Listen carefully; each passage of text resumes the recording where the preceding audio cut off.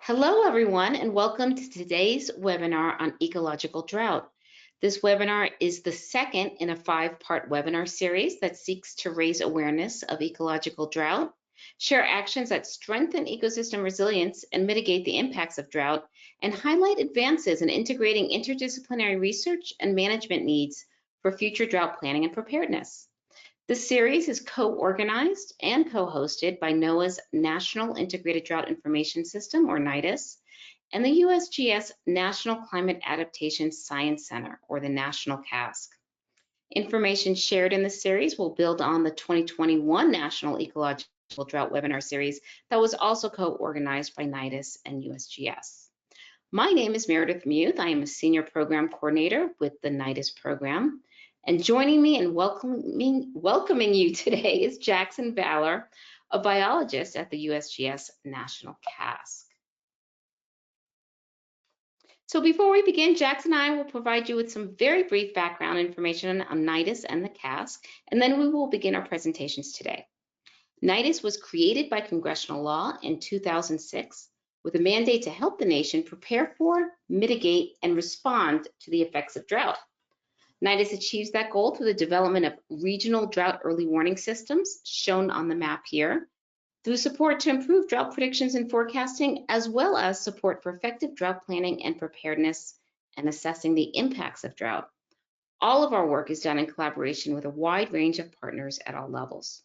I encourage attendees of this webinar to explore the U.S. Drought portal at drought.gov, which is the U.S. government's authoritative drought information website and includes information on ecological drought. And now I will ask Jackson Valler to share information on the CASC program and their excellent work on ecological drought and the focus of today's webinar. Thank you, Jackson. Hi, everyone. As Meredith said, my name is Jackson Valler. I'm a biologist and the research coordinator for the U.S. Geological Survey National Climate Adaptation Science Center. For those who are not familiar with the Climate Adaptation Science Centers, also referred to as the CASCs, the CASCs consist of 1 national and 9 regional centers shown here that cover the United States, the U.S. Caribbean, and the U.S. affiliated Pacific Islands.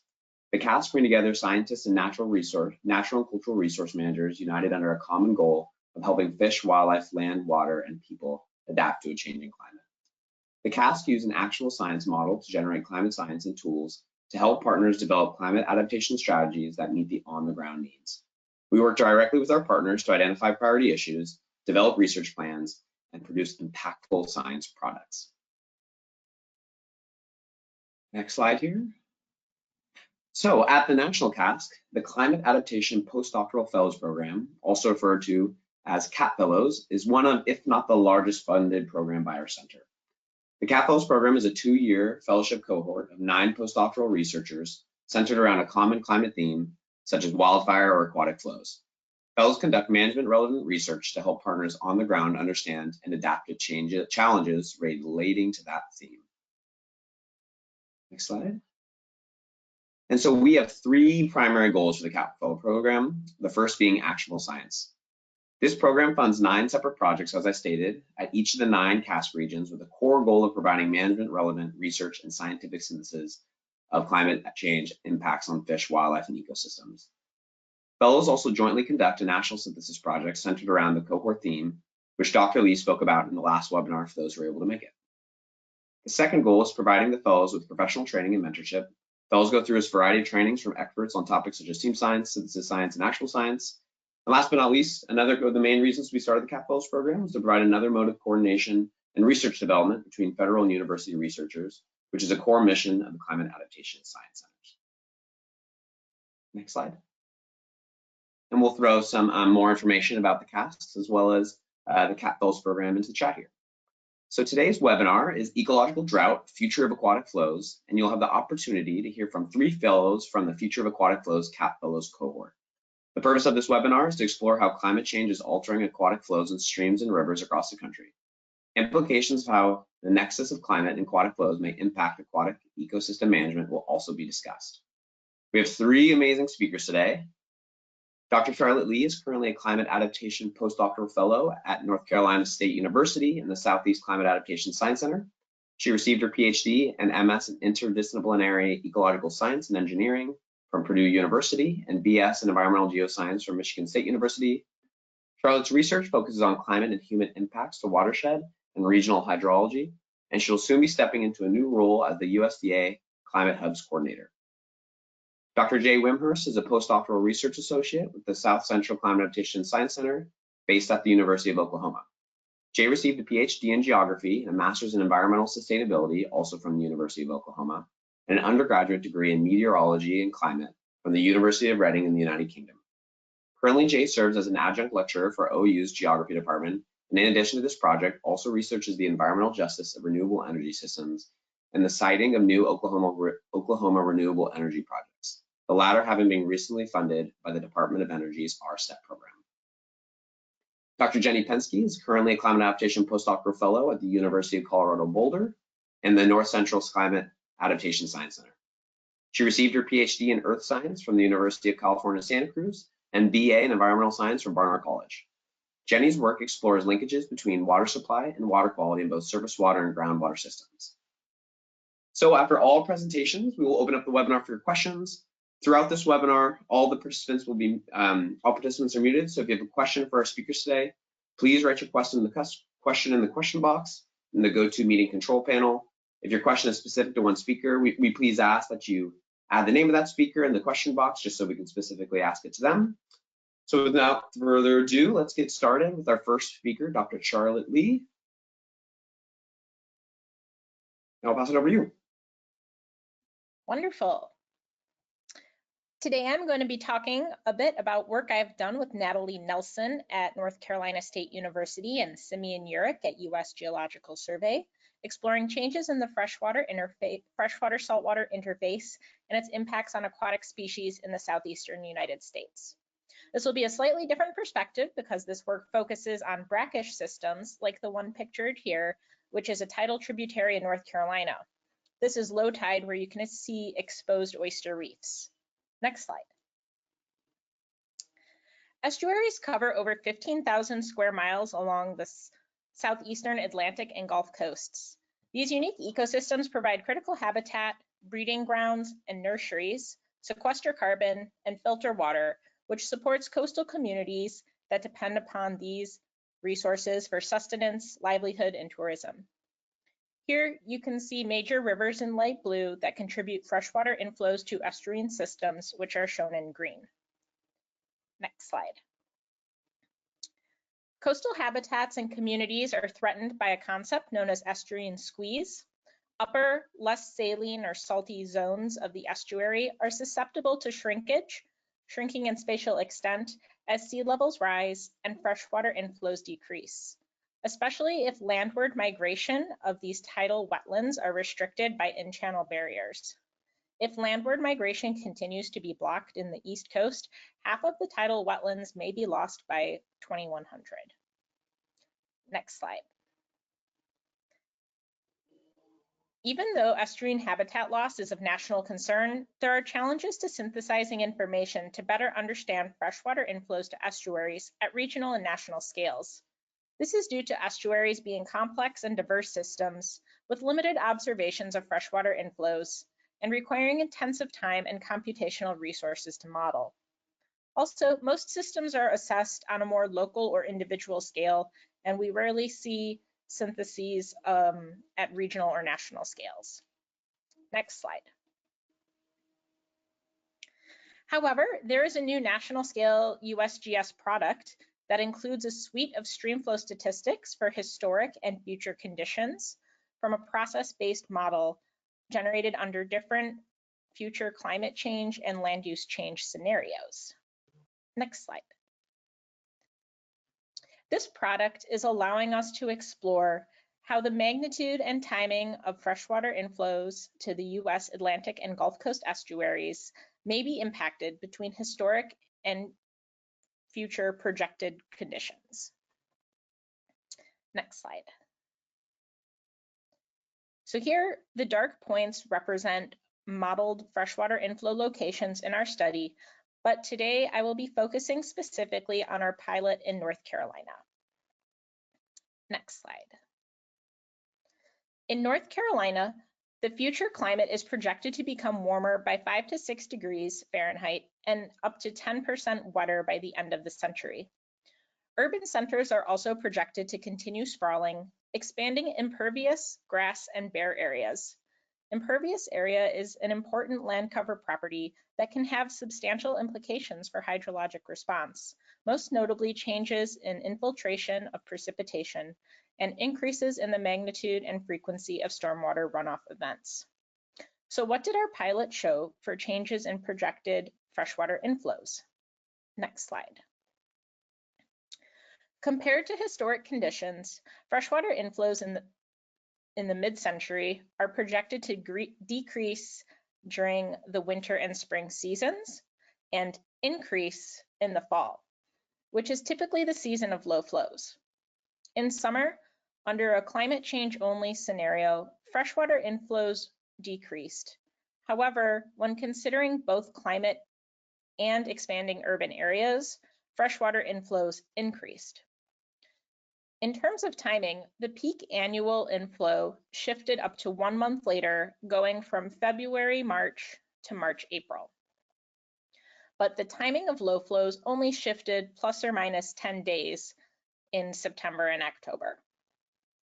Our analysis showed that changes in land cover associated with urbanization increased the magnitude of freshwater inflows to estuaries.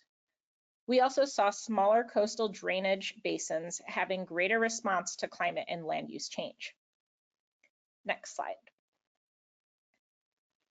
Here is an example showing change in the magnitude of fall freshwater inflows under climate change only in solid blue and climate plus land use change in the striped boxes for 5 estuarine systems, ordered from furthest north on the left to the furthest south on the right. Box plots above the dashed line indicate an increase in the future flow compared to historic conditions. In most locations, climate change alone is increasing fall flows, and incorporating land use change has an additive effect with even greater increases. You can see the example of the New River estuary having a greater response to land use change than a larger system such as the Cape Fear River. Next slide. One interesting point is that historically, the period when average daily flows are at their lowest during the year also coincides with hurricane season in the southeast. You can see in this example from the observed Neuse River streamflow that during the time of the greatest fluctuations and highest flows on record was during this tropical storm time. So in the past, we've had tropical storms such as Fran and Floyd, which have made major impacts in North Carolina. And as we've witnessed earlier this year, devastating flooding following tropical storms is not only isolated to coastal systems. With intensification of future hurricanes, management decisions such as reservoir releases to increase storage capacity may be impacted. And this is important because it's during a time of year when flows are typically not pulsed or elevated, which can produce challenges downstream. Next slide. Additional implications for coastal ecosystem includes shifts in nutrient delivery accompanying shifts in the seasonality of freshwater inflow regimes, which could influence harmful algal blooms, such as those monitored by NOAA in the Albemarle and Pamlico Sounds. Changes in flow regime and water quality can impact habitat distribution, such as oyster reefs and seagrass meadows. Changing conditions can also impact migration corridors and influence competition, food web dynamics, and energy transfer. Next slide.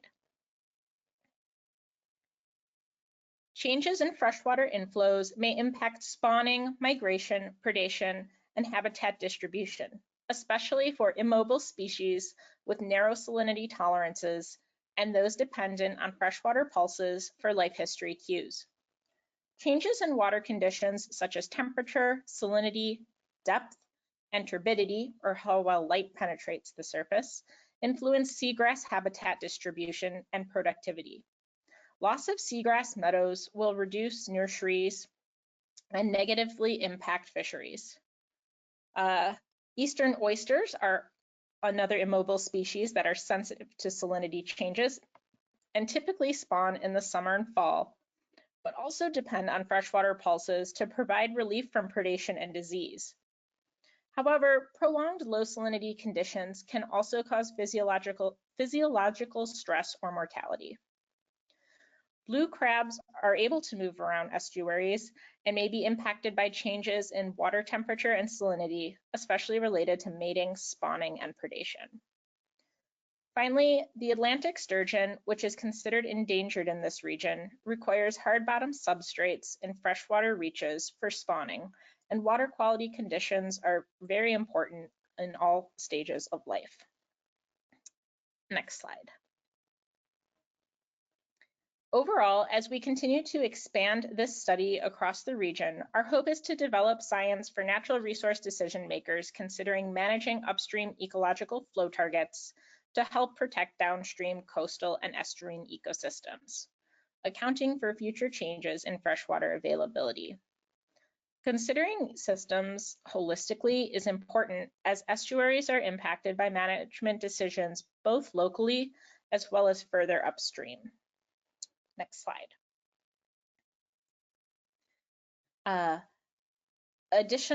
It is also important to note that there are additional uncertainties that are not included in our analysis, but will impact freshwater inflows to estuaries, which includes sea level rise, expanding and new inlets, water demands from growing urban areas from different sectors ranging from agriculture to energy, reservoir management, and also future climate models don't necessarily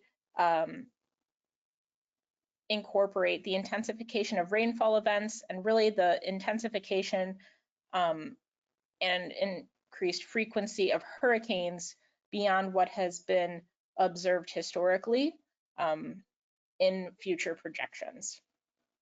Next slide. So these are my key takeaways, which we have touched upon today. Next slide. And I wanted to thank you and looking forward to your questions later.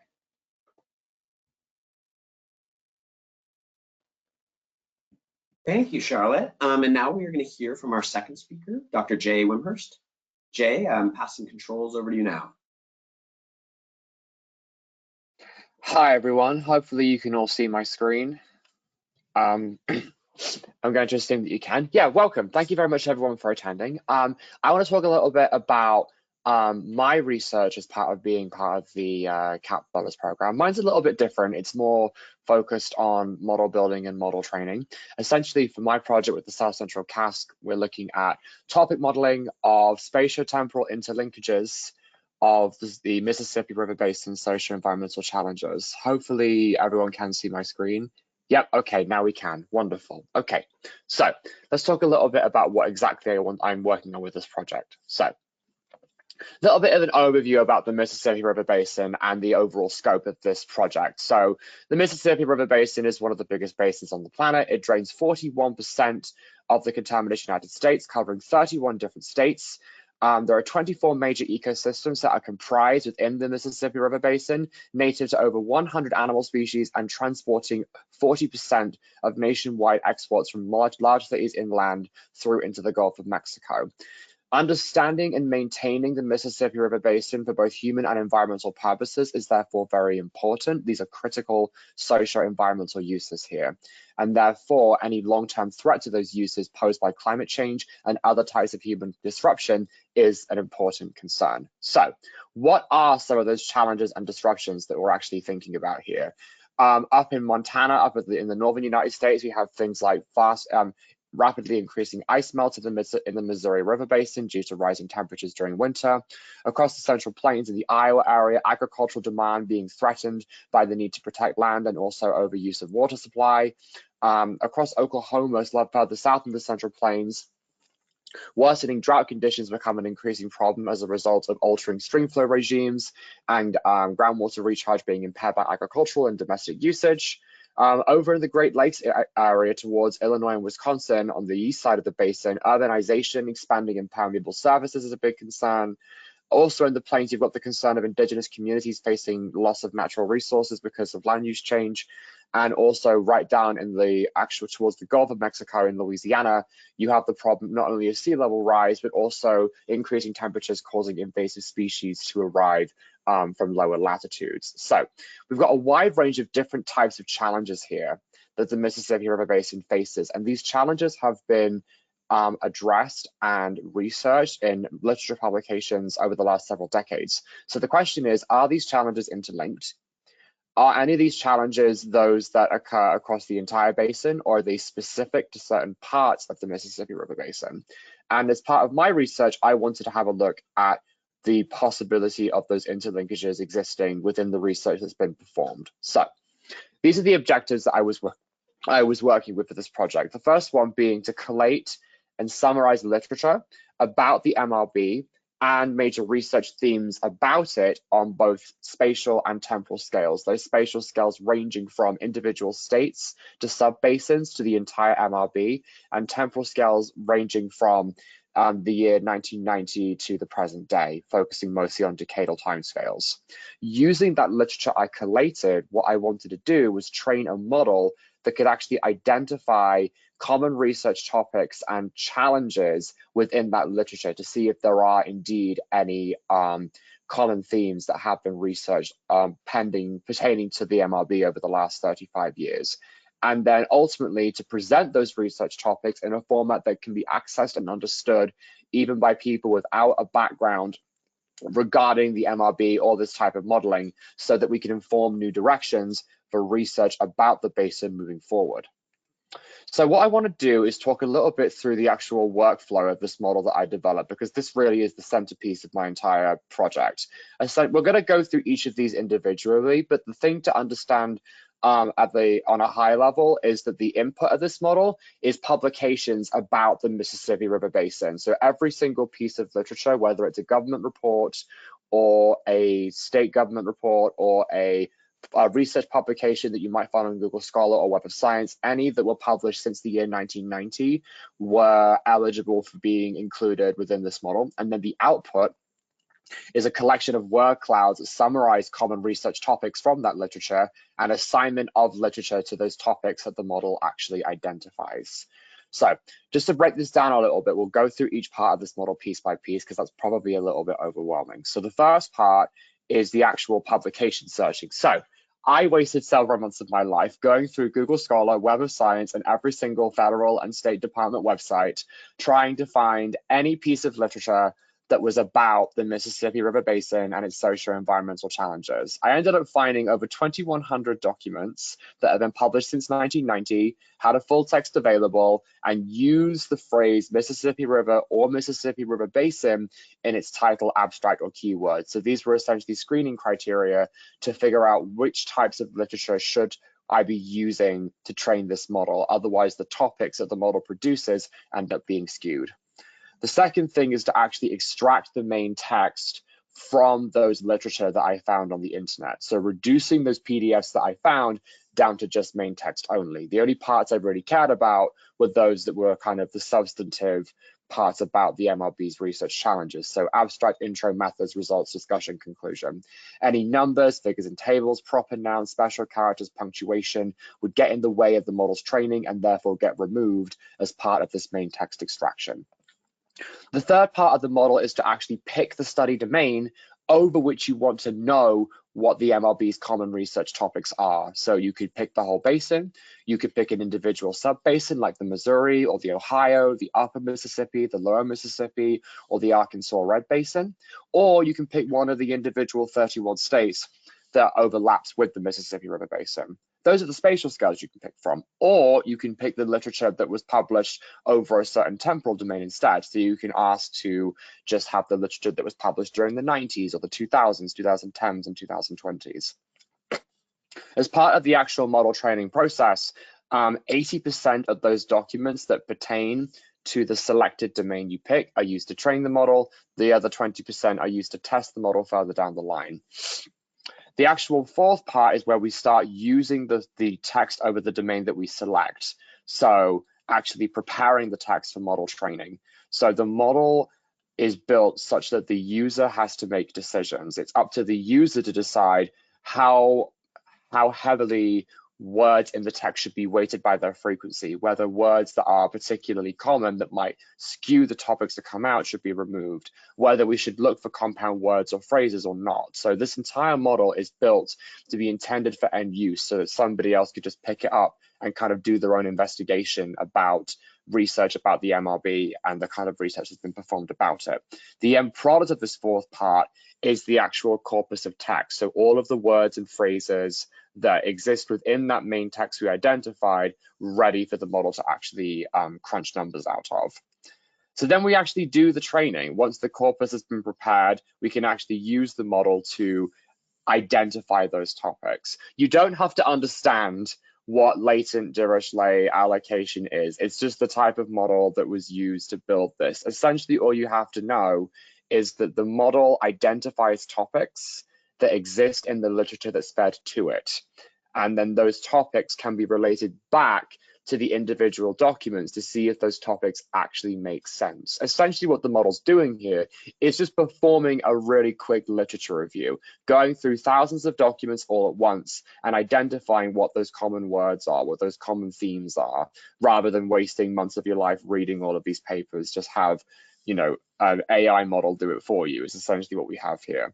So what the output of this model effectively is just how many topics exist by randomly shuffling groups of words in the corpus, which words often group together, and which words are often found within and across documents. So we therefore get a sense of what the research priorities on different spatial and temporal scales are across the Mississippi River Basin. And then at the end of the model, we get our final output. We get to figure out exactly how good this model actually is at creating topics.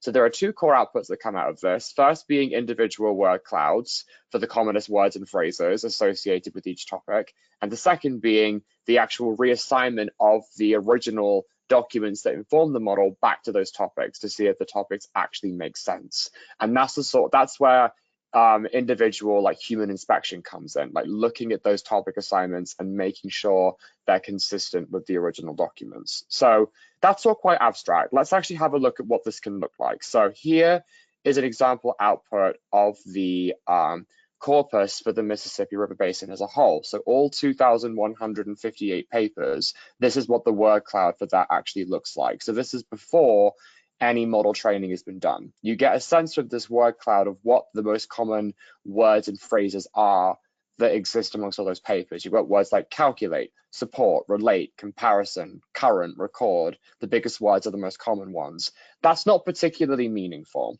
So this is why this type of modeling is so useful. We can break the corpus down into individual topics to see if anything a bit more meaningful in the literature actually comes out. And that's exactly what we get. So when we run this model, we see that what the model produces is it breaks that corpus down into individual topics, and themes that are a little bit more meaningful come out here.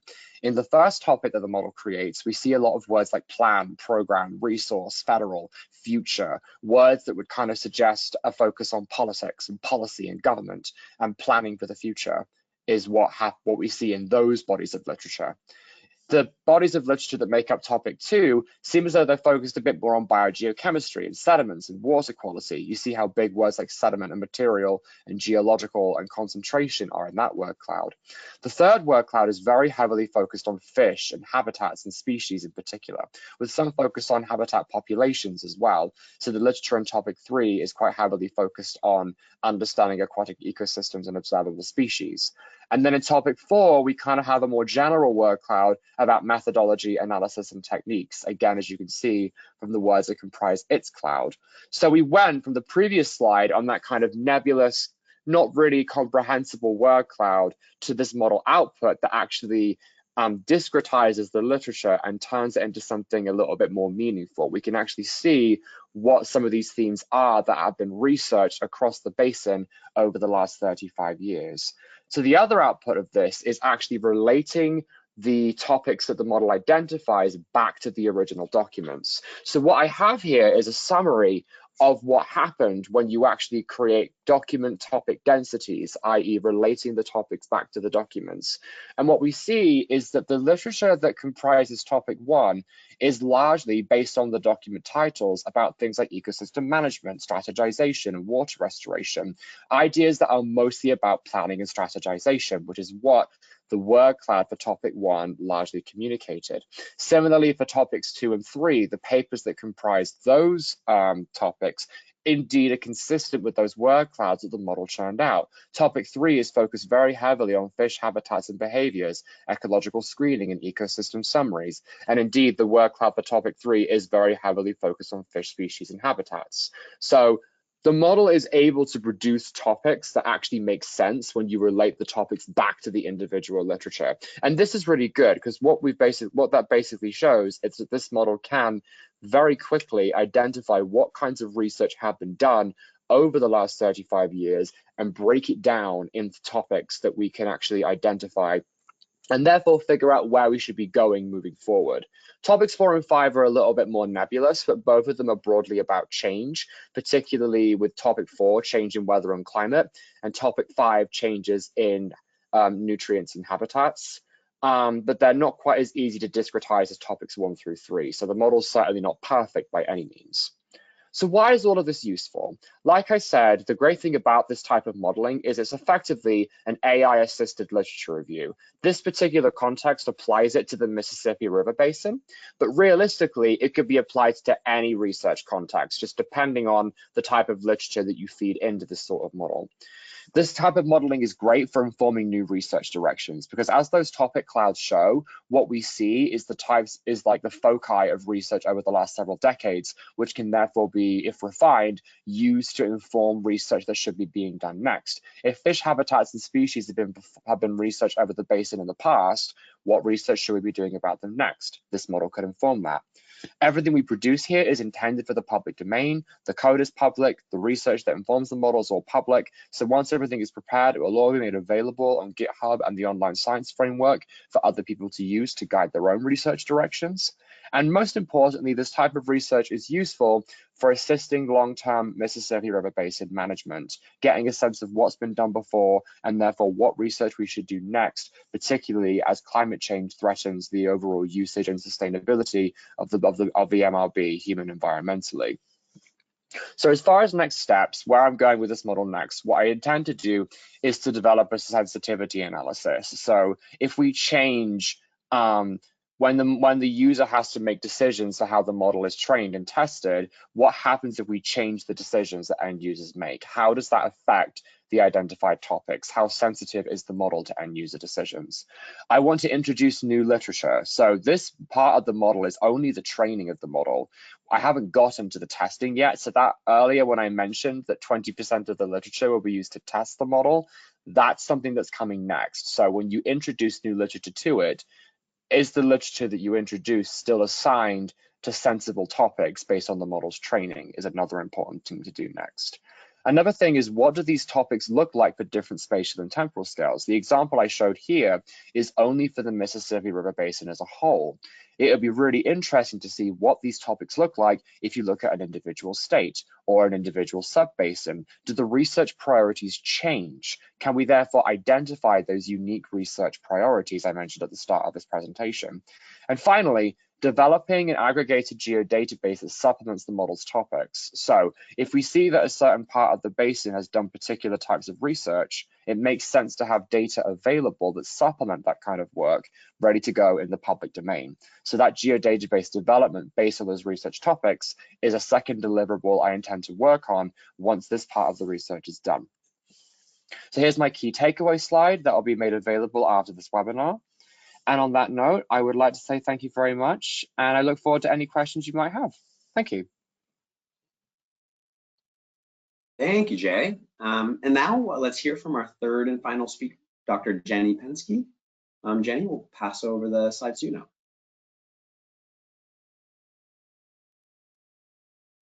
And I can see it. Looks good.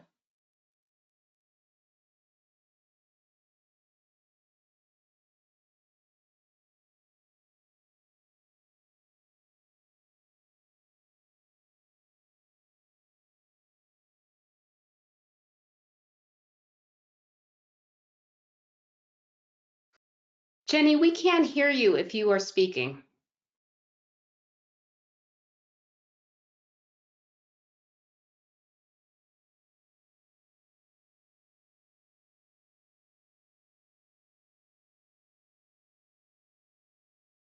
Can you hear me now? Now I can hear you, yes. Oh my gosh, I'm so sorry. Okay, we're gonna try that again. Thought it had me. If not, I have your slides ready to go.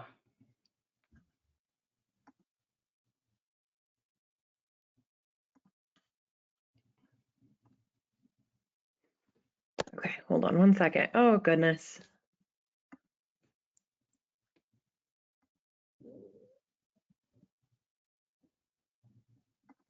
All right, how about now?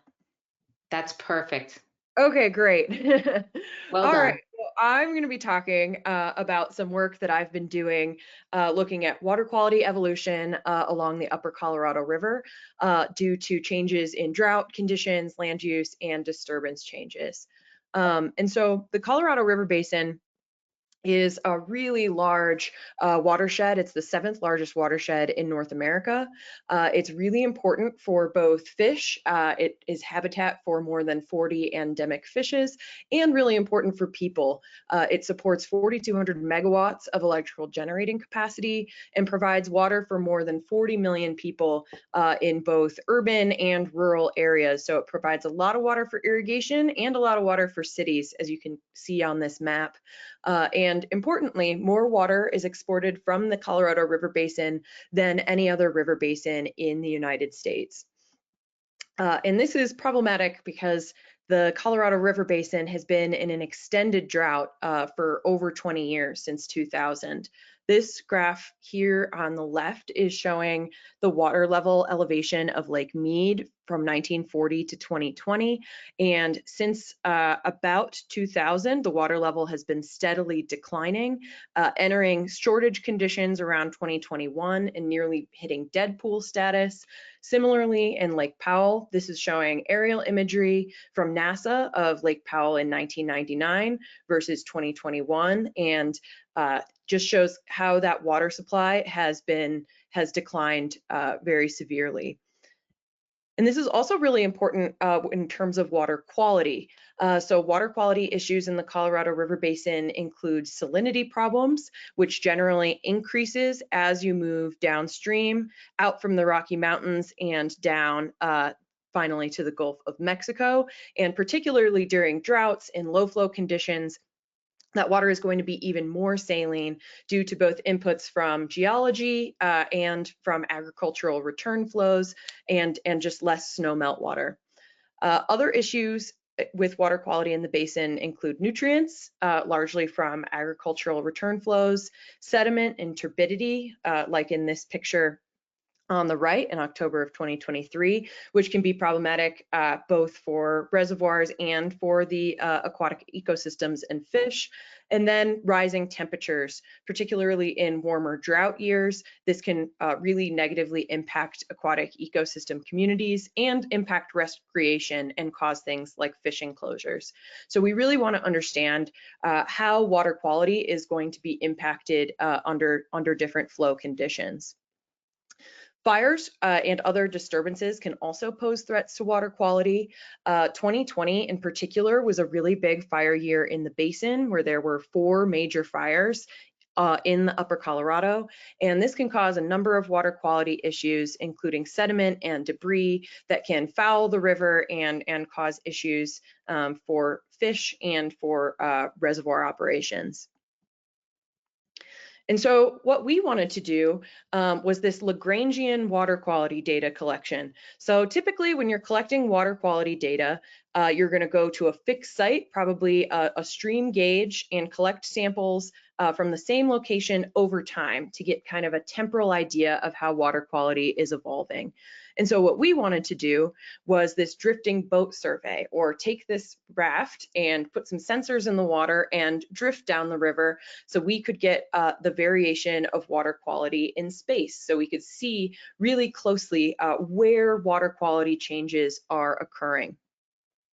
So our key questions of this study were, how is water quality changing along the upper Colorado River due to flow condition, which is, high flows versus low flows, land use and disturbance changes like fires, and how can fixed site monitoring and longitudinal data collection be combined for a spatiotemporal understanding of water quality evolution. And so our study area was in the upper Colorado River Basin, kind of in this square. And we've been doing these floats down the river starting in 2018. We've been floating during the high flows, during peak snowmelt in late May, early June. And then in the last couple of years, we've also been floating during low flows in October, where we're looking more at kind of base flow conditions.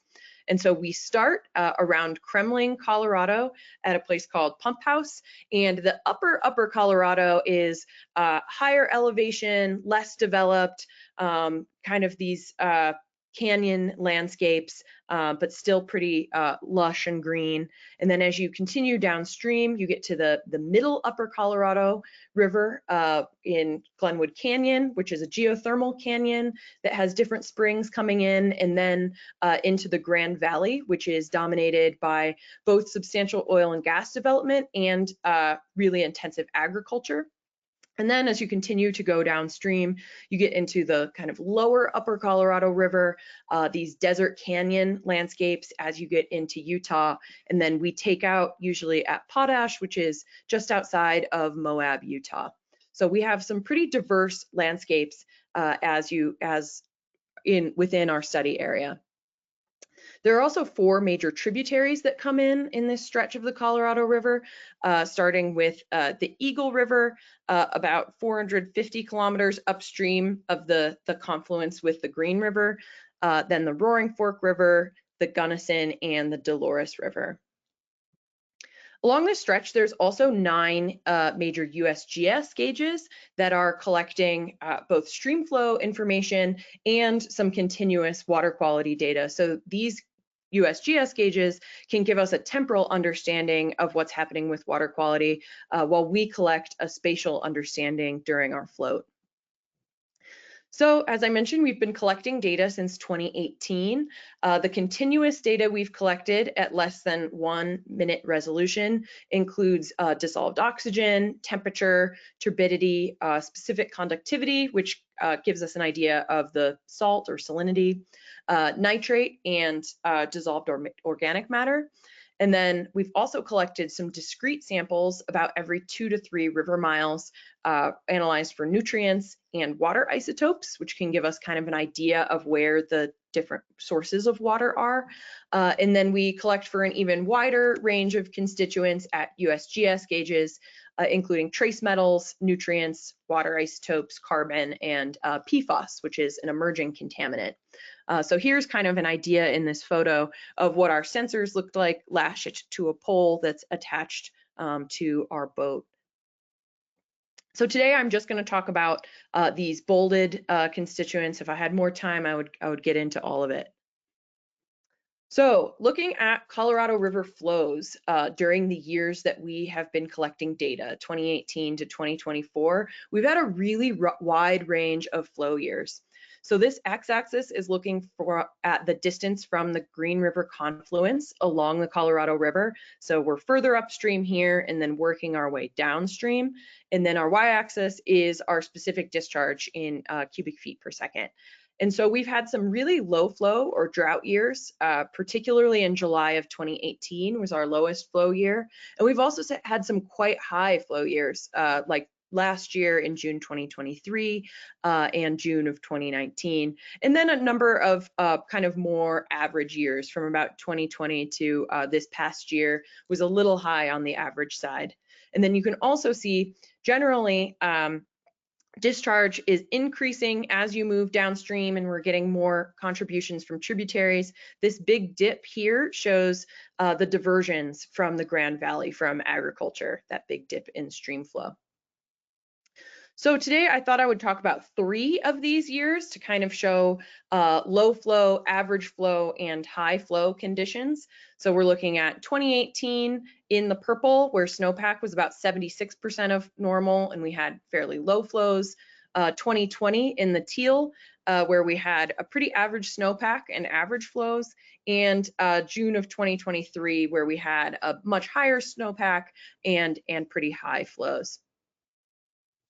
So first, looking at water temperature, comparing the data from the USGS gauges to our continuous Lagrangian sampling, we find that our temperature is increasing as we move downstream, and we generally have lower temperatures in our high flow years and higher temperatures in our low flow years. And our Lagrangian data really captured that daily signal of the temperature increasing as the day goes on, with much steeper warming slopes in 2018, our lowest flow year. Our dissolved oxygen data was a bit messier, but we generally see that dissolved oxygen is highest during our higher flows and lowest during our lower flows, which is captured particularly well when you kind of average out the data for the entire float. And we also see some large daily fluctuations in our dissolved oxygen concentrations, where at lower flows, DO is increasing throughout the day due to increased biological productivity, whereas at higher flows, like in 2023, we're seeing our DO decreasing throughout the day, and it's more controlled by temperature, where at higher temperatures, the water can hold less oxygen. We also looked at nitrate and saw that our nitrate was highest during our low flow years and lower during high flows, with a big jump in nitrate, particularly where the Gunnison River comes in, due to inputs from agricultural return flows.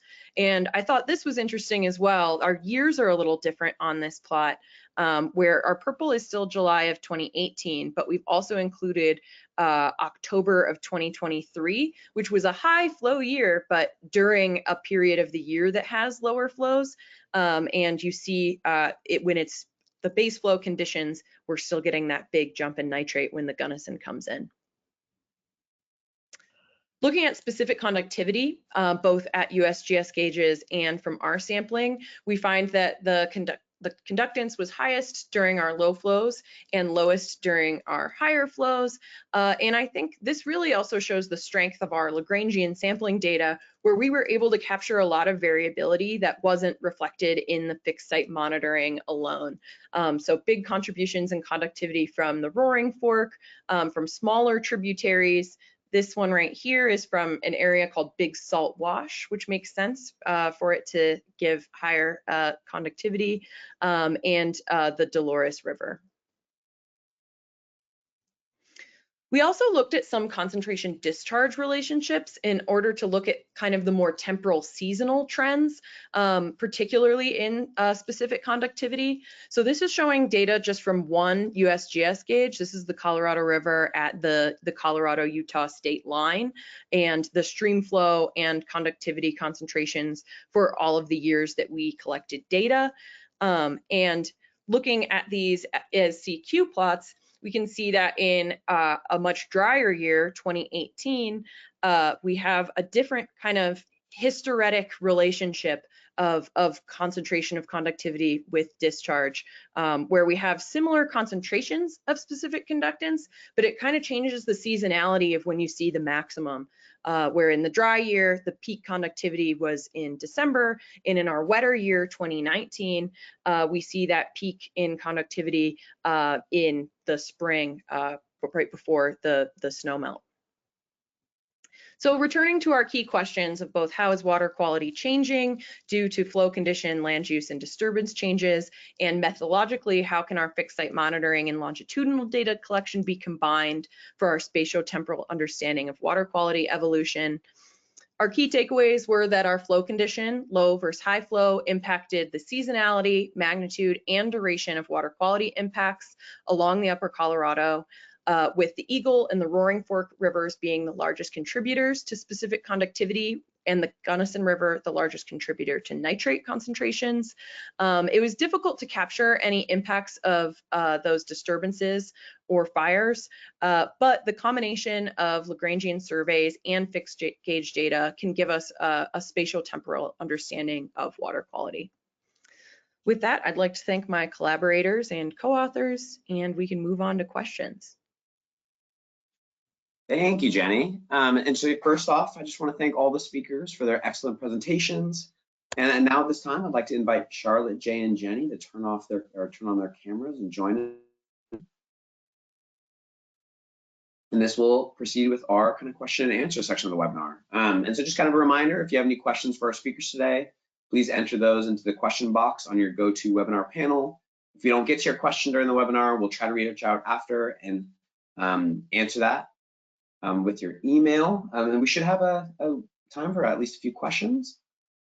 So kind of starting off, Jay, I think this one's towards you. We've got a question from Alan asking, will the AI review of literature attempt to develop statements on the topics identified? Honestly, I haven't really thought that far ahead, but it's actually a pretty good idea. I mean, currently the way the models work is it just spits out which words and phrases are the most common ones, but actually turning that into something that's prose that somebody could actually use and, you know, find something more tractable out of than trying to like make sense of a word cloud is actually a really good idea, especially if the whole purpose of this project is to actually turn it into something that someone with lay experience could actually use. So that'll be worth looking into, actually. Thank you. Thanks, Jay. And I think we got another one for you here. So we'll just follow up. So Jay, in ensuring that literature is not out of date, how did you ensure that you are not eliminating valuable older literature? Well, the whole reason why I kept the focus of the literature to nothing before the year 1990 was because a lot of the literature that you encounter is a lot of climatological literature, which becomes out of date pretty quickly because of advancement in climate models. And also, there's not a tremendous amount of literature done about the Mississippi prior to 1990, so, but that's still legitimate. The fact that there probably could be legacy papers from the 80s and the 70s that would have been excluded because of the criteria that I used. I think that that would be an interesting thing to incorporate in the sensitivity analysis portion of the model to actually expand the decades of literature that I'm actually looking at here. So I'm not just looking at the last 35 years. That would require me doing a lot more literature digging on the internet, but thankfully there's not as much prior to 1990, so it wouldn't take several months this time. Thank you, Jay. So Jenny, this one's going to you next. Jenny, can you speak to land uses that amplify water quality changes due to drought? Yeah, absolutely.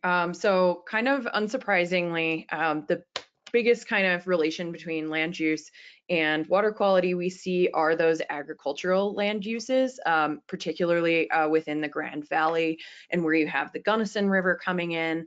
The Gunnison drains a huge amount of agricultural land, and that is definitely amplified in our drought years. In our lower flow years, like 2018, those increases in specific conductivity and nitrate, which we are associating with agricultural land uses, increase substantially more than we see in kind of the other land uses that are in the basin that we looked at, those kind of desert canyons or in the kind of upper reaches of the upper Colorado.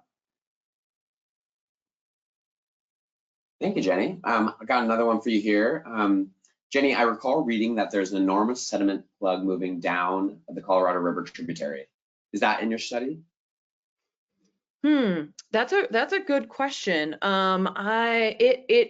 It may be. I'm not sure. It would depend on which tributary it was. Generally, sediment is a big issue. We've seen especially in the area where the Grizzly Creek fire was in 2020, a lot of the tributaries kind of around from like Glenwood Springs to Grand Junction. So there's like Roan Creek, Parachute Creek, a lot of these tributaries that were draining that area have really big sediment increases, but I'm not sure about a specific tributary that has a sediment plug, but that sounds really interesting.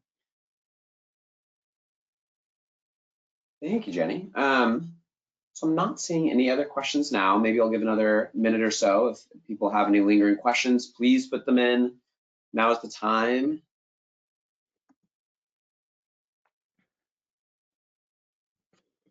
And maybe I'll just kind of speak to really quick. So we have time now, but we can answer more questions if we have any. So Just to let everyone know, we've got some upcoming webinars coming up as well. The next webinar in this Ecological Drought series will be in February. Please stay tuned for more information.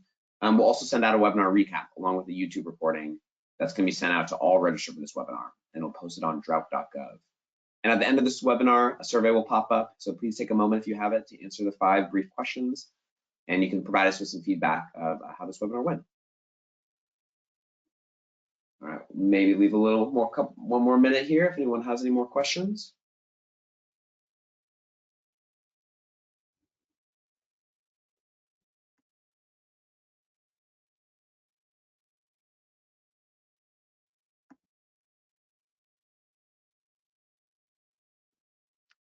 Oh, I saw the follow-up from Verna. Thanks. I would definitely be interested in seeing that news item about the sediment plug. Okay, looks like we got another question here for Charlotte. So Charlotte, what were the major challenges to researching brackish waters? One of the challenges related to brackish waters is